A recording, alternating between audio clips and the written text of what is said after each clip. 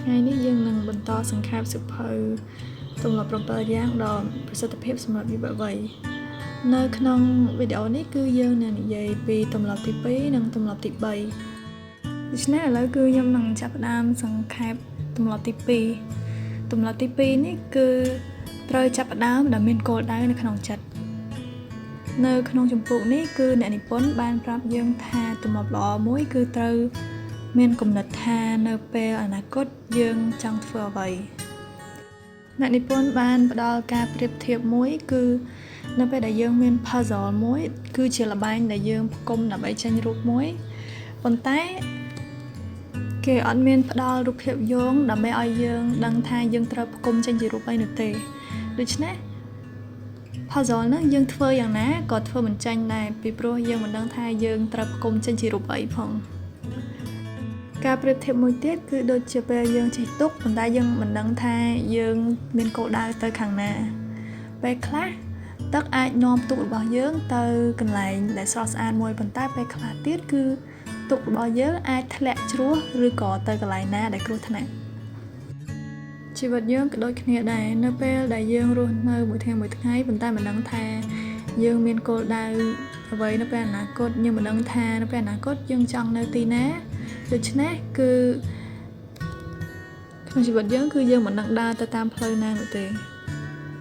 ហើយយើងមិនដឹងថាទីបញ្ចប់ជីវិតយើងគឺទៅជាបែបណានោះទេប៉ុន្តែការកំណត់គោលដៅនេះគឺមិនបាច់គោលដៅធំដុំដូចជាតើយើងត្រូវធ្វើការងារអ្វីឬក៏យើងត្រូវរៀបការជាមួយអ្នកណានោះទេពីព្រោះការកំណត់គោលដៅដ៏ធំបែបនេះគឺអាចពិបាកសម្រាប់មនុស្សខ្លះជាពិសេសសម្រាប់យុវវ័យដែលយើងនៅក្មេងគឺយើងមិនទាន់ស្គាល់ខ្លួនឯងច្បាស់ហើយយើងមិនដឹងថាយើងចង់បានអ្វីពិតប្រាកដនៅពេលអនាគតនោះទេដូច្នេះការដឹងថាយើងចង់បានអ្វីនេះគឺអាចកំណត់គោលដៅសម្រាប់ថ្ងៃស្អែកឬក៏អាទិត្យក្រោយឬក៏ខែក្រោយឬក៏ឆ្នាំក្រោយបើយើងរស់នៅមួយថ្ងៃប៉ុន្តែយើងមិនខ្វល់ថាយើងមានគោលដៅអ្វីឬក៏ត្រូវកំណត់គោលដៅអ្វីគឺនឹងមានអ្នកដទៃមកកំណត់គោលដៅសម្រាប់យើងដូច្នេះជីវិតរបស់យើងគឺមិនមែនជារបស់យើងនោះទេគឺត្រូវគេអ្នកបញ្ជាដូច្នេះទីបញ្ចប់គឺយើងអាចនឹងរស់នៅជីវិតរបស់យើងតាមការចង់បានរបស់គ្រួសារឬក៏មិត្តភ័ក្តិឬក៏អ្នកដែលធ្វើការសម្រេចចិត្តសម្រាប់ជីវិតរបស់យើងនៅក្នុងសៀវភៅនេះគឺអ្នកនិពន្ធបានផ្ដល់លំហាត់ជាច្រើនដើម្បីឲ្យយើងស្វែងរកថាយើងចង់បានអ្វីនៅពេលអនាគតចំណុចមួយដែលអ្នកនិពន្ធបានផ្ដល់ដើម្បីឲ្យយើងដឹងថាយើងចង់បានអ្វីក្នុងពេលអនាគតនោះគឺយើងត្រូវស្រមៃថាយើងពីអនាគតដូចជាយើងពីមួយឆ្នាំក្រោយមកនិយាយជាមួយយើងឥឡូវដូច្នេះយើងនឹងឃើញថាពេលមួយឆ្នាំក្រោយយើងចង់ឲ្យខ្លួនយើងខ្លាចជាបែបណាដូចជាយើងមើលថាពេលមួយឆ្នាំក្រោយយើងនឹងរៀនពូកែជាងនេះឬក៏យើងនឹងមានទំនាក់ទំនងល្អជាមួយអ្នកដទៃឬក៏យើងនឹងខំប្រឹងហាត់ប្រាណខ្លាំងជាងនេះនិងចំណុចផ្សេងៗទៀតដែលអ្នកមើលទៅចង់ឲ្យខ្លួនឯងមាននៅពេលមួយឆ្នាំក្រោយដូច្នេះការកំណត់គោលដៅនេះគឺអាចចាប់ផ្ដើមពីមួយថ្ងៃទៅមួយអាទិត្យទៅមួយខែទៅមួយឆ្នាំទៅ5ឆ្នាំទៅ10ឆ្នាំចំណុចមួយទៀតគឺយើងអាចសរសេរជា mission statement ដែល mission statement នេះដូចជាกระดาษចំណាំមួយដែលយើងសរសេរអ្វីដែលយើងចង់បានក្នុងជីវិតរបស់យើង mission statement នេះប្រៀបដូចជាការសរសេរចំណាំឬក៏បវចនាផ្ទាល់ខ្លួនរបស់យើងដែលប្រាប់ថាជីវិតរបស់យើងគឺអំពីអ្វីដូច្នេះនៅពេលដែលអ្នកចង់បានអ្វីក្នុងជីវិតគឺអ្នកត្រូវសរសេរនៅក្នុង mission statement បន្ទាប់មកគឺមើល mission statement នោះជារៀងរាល់ថ្ងៃនៅក្នុងសៀវភៅនេះគឺអ្នកនិពន្ធបានសរសេរលម្អិតពន្យល់ពី mission statement នេះបន្ទាប់មកគឺអ្នកនិពន្ធនិយាយអំពីគោលដៅគឺដូចជាផ្នែកតូចរបស់ mission statement របស់យើង mission statement នេះគឺប្រៀបដូចជាអ្វីដែលយើងចង់បានគឺទាំងមូលតែម្ដងប៉ុន្តែគោលដៅគឺយើងយកមួយផ្នែកតូចនៃ mission statement មុននឹងសម្រេចគោលដៅមួយគឺអ្នកនិពន្ធបានផ្ដល់5ចំណុចដើម្បីឲ្យយើងគិតមើលជាមុនសិនទី1យើងត្រូវដឹងថាដើម្បីសម្រេចគោលដៅនេះគឺយើងត្រូវការលះបង់អ្វីខ្លះទី2គឺយើងត្រូវសរសេរគោលដៅរបស់យើងពីព្រោះតាម ការស្រាវជ្រាវគឺគេបានដឹងថានៅពេលដែលយើងសរសេរអ្វីមួយគឺយើងតែងតែចាំវាជាងនិងវាមានប្រសិទ្ធភាពជាងយើងមិនសរសេរទី3គឺយើងត្រូវកុំខ្លាចហើយយើងត្រូវតាំងចិត្តថាយើងនឹងធ្វើបើយើងស្ទាក់ស្ទើរគឺគោលដៅរបស់យើងមិនអាចសម្រេចបានទេទី4នៅពេលដែលមានព្រឹត្តិការណ៍អ្វីដែលសំខាន់ខ្លាំងសម្រាប់ជីវិតរបស់យើងគឺយើងត្រូវយកពេលនោះដើម្បីគិតមើលពីគោលដៅរបស់យើងថាយើងគួរផ្លាស់ប្ដូរខ្លួនឯងរបៀបណាដើម្បីអាចសម្រេចគោលដៅនោះបានទី5គឺយើងត្រូវរកមនុស្សដែលយើងជឿទុកចិត្តដូចជាមិត្តភក្តិឬក៏គ្រួសារដើម្បីជាជំនួយនិងជាអ្នកគាំទ្រនិងលើកទឹកចិត្តយើងនៅពេលដែលយើងកំពុងត្រៀមសម្រេចគោលដៅរបស់យើងមនុស្សយើងតែងតែត្រូវការទំនាក់ទំនងនិងការលើកទឹកចិត្តនិងជំនួយពីអ្នកដទៃគឺយើងមិនអាចធ្វើអ្វីតែម្នាក់ឯងជារៀងរហូតនោះទេ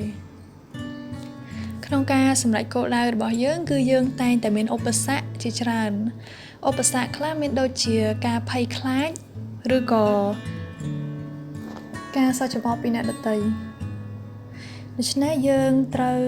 ហាត់ពត់ចិត្តយើងដើម្បីកុំឲ្យខ្លាចនិងកុំគិតពីអ្វីដែលអ្នកដទៃនិយាយសោកច្បងឲ្យយើងរួមមកវិញទម្លាប់ទី2គឺប្រាប់ថាយើងត្រូវមានគំនិតថាយើងចង់នៅទីណានៅពេលអនាគតឬក៏យើងចង់ធ្វើអ្វីនៅពេលអនាគត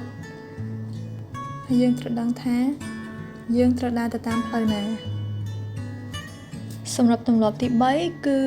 និយាយពីការធ្វើអ្វីដែលសំខាន់ជាងគេបំផុតមុនទម្លាប់ទី1បានប្រាប់យើងថាយើងជាអ្នកទទួលខុសត្រូវសម្រាប់អារម្មណ៍និងជីវិតខ្លួនឯងទម្លាប់ទី2ប្រាប់ឲ្យយើងមានផែនទីសម្រាប់ដឹងថាយើងត្រូវដើរផ្លូវណាដើម្បីទទួលបានគោលដៅរបស់យើងចំណែកទម្លាប់ទី3គឺប្រាប់យើងពីការធ្វើនិងសម្រេចគោលដៅរបស់យើងហើយដឹងថាយើងត្រូវធ្វើអ្វីមុននិងអ្វីក្រោយមនុស្សយើងតែងតែមានការគិតថា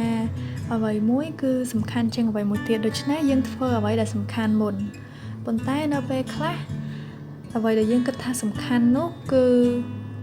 អាចមិនត្រឹមត្រូវអ្នកនិពន្ធបាននិយាយពីមនុស្ស4ប្រភេទដែលប្រភេទនីមួយៗគឺដាក់សេចក្តីសំខាន់ទៅលើអ្វីផ្សេងៗគ្នាយើងមើលតារាងនេះគឺមានមនុស្ស4ប្រភេទដែលប្រភេទទី1គឺគេហៅថា the procrastinator មនុស្សទី1នេះគឺនៅពេលដែលមានការងារអ្វីសំខាន់ដែលត្រូវធ្វើតែងតែទុកការងារនោះចោលរហូតដល់ជិតដល់ថ្ងៃដែលយើងត្រូវធ្វើឬក៏ថ្ងៃផុតកំណត់បានចាប់ផ្ដើមធ្វើដោយប្រញាប់ប្រញាល់ដូច្នេះគឺគេនឹងអាចមាន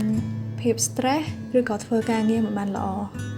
ដូច្នេះតាមតារាងនេះគឺមនុស្សប្រភេទទី1នេះគឺតែងតែធ្វើអ្វីដែលសំខាន់ប្រញាប់ប្រញាល់ដែលគេនិយាយថា important និង urgent ប៉ុន្តែមនុស្សប្រភេទនេះគឺមិនល្អនោះទេមនុស្សប្រភេទទី3គេហៅថា the yes man មានន័យថាមនុស្សប្រភេទនេះគិតថាអ្វីដែលគេកំពុងធ្វើគឺពិតជាសំខាន់ខ្លាំងណាស់គឺត្រូវការធ្វើជាបន្ទាន់ប៉ុន្តែជាការពិតគឺសកម្មភាពទាំងនេះគឺមិនសំខាន់នោះទេឧទាហរណ៍ដូចជាការដើរលេងជាមួយមិត្តភក្តិឬក៏ការឆ្លើយតបសាររបស់មិត្តភក្តិគេតែងធ្វើសកម្មភាពទាំងនេះជាបន្ទាន់ព្រោះគេខ្លាចមិត្តភក្តិឬក៏អ្នកដទៃអន់ចិត្តដូច្នេះមនុស្សប្រភេទនេះគឺតែងតែគិតពីចិត្តរបស់អ្នកដទៃខ្លាំងជាងចិត្តរបស់ខ្លួនគឺគិតពីអ្វីដែលអ្នកដទៃគិតមកលើខ្លួនខ្លាំងដូច្នេះមនុស្សប្រភេទនេះគឺមិនមែនរស់នៅជីវិតដើម្បីខ្លួនឯងនោះទេគឺដើម្បីអ្នកដទៃមនុស្សប្រភេទទី4គឺ the slacker មនុស្សប្រភេទនេះគឺមិនធ្វើអ្វីទាំងអស់គឺតែងតែខ្ជិលហើយទុកការងារចោលសំខាន់ឬមិនសំខាន់គឺមិនធ្វើទាំងអស់ចំណែកមនុស្សប្រភេទទី2គឺជាប្រភេទល្អជាងគេហៅថា the prioritizer មនុស្សប្រភេទនេះគឺនៅពេលដឹងថាខ្លួនមានការងារអ្វីដែលសំខាន់ត្រូវធ្វើគេតែងរៀបចំពេលវេលាឲ្យបានច្បាស់លាស់ដើម្បីដឹងថាម៉ោងនេះធ្វើកិច្ចការនេះនិងម៉ោងនោះធ្វើកិច្ចការនោះឧទាហរណ៍ដូចជាគេមានការងារមួយដែលត្រូវធ្វើហើយនៅពេលអាទិត្យទៀតដូច្នេះគេចាប់ផ្ដើមរៀបចំធ្វើតាំងពីឥឡូវទៅដូច្នេះនៅពេលជិតដល់ថ្ងៃដែលត្រូវការងារនោះធ្វើហើយគេមិនប្រញាប់ប្រញាល់នោះទេហើយក៏មិនមានភាព stress នោះដែរហើយការងារគេក៏ធ្វើបានល្អដែរ នេះគឺខុសពីមនុស្សប្រភេទទី1ដែលមានការងារសំខាន់ប៉ុន្តែទុកចោលរហូតដល់ជិតដល់ពេលដូច្នេះដើម្បីឲ្យយើងក្លាយជាមនុស្សប្រភេទទី2យើងគួរតែមានការរៀបចំផែនការច្បាស់លាស់នៅក្នុងសៀវភៅនេះអ្នកនិពន្ធបានណែនាំឲ្យយើងប្រើសៀវភៅឬក៏កម្មវិធីដើម្បីរៀបចំផែនការនិងគម្រោងសម្រាប់ជីវិតរបស់យើងអាចរៀបគម្រោងនិងរៀបចំផែនការអំពីអ្វីដែលយើងត្រូវធ្វើពីមួយអាទិត្យទៅមួយអាទិត្យនៅពេលដែលយើងបានសរសេររៀបចំគម្រោងនិងផែនការប្រចាំអាទិត្យដែលយើងត្រូវធ្វើការងារអ្វីនោះគឺយើងមិនងាយភ្លេចនោះទេហើយក៏យើងមិនមានភាព stress ឬក៏មានការតានតឹងអ្វីដែរការរៀបចំរបស់យើងគឺអាចចែកចេញជាម៉ោងហើយយើងត្រូវមើលថាកិច្ចការរបស់យើងអ្វីខ្លះដែលត្រូវធ្វើមុនគេអ្វីខ្លះដែលសំខាន់ជាងគេបន្ទាប់មកដាក់វាចូលក្នុងម៉ោងនីមួយៗនៅពេលដែលយើងបានរៀបចំការងារធំនិងការងារសំខាន់របស់យើងដាក់ចូលក្នុង planner របស់យើងហើយគឺយើងអាចមានពេលខ្លះដែលនៅសល់ពេលចន្លោះជាដើមដូច្នេះគឺយើងអាចដាក់ការងារផ្សេងទៀតដែលមិនសូវសំខាន់ឬដែលយើងចង់ធ្វើចូលទៅក្នុង planner របស់យើងដែរ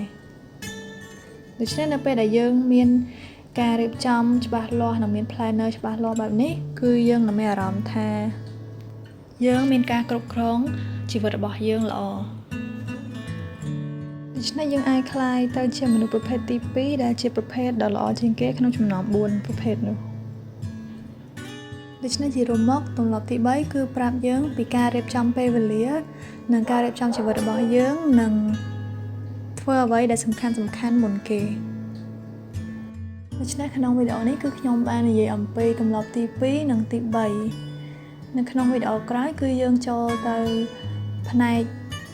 ជោគជ័យជាសាធារណៈដែលនិយាយអំពីទម្លាប់បន្តបន្ទាប់ទៀត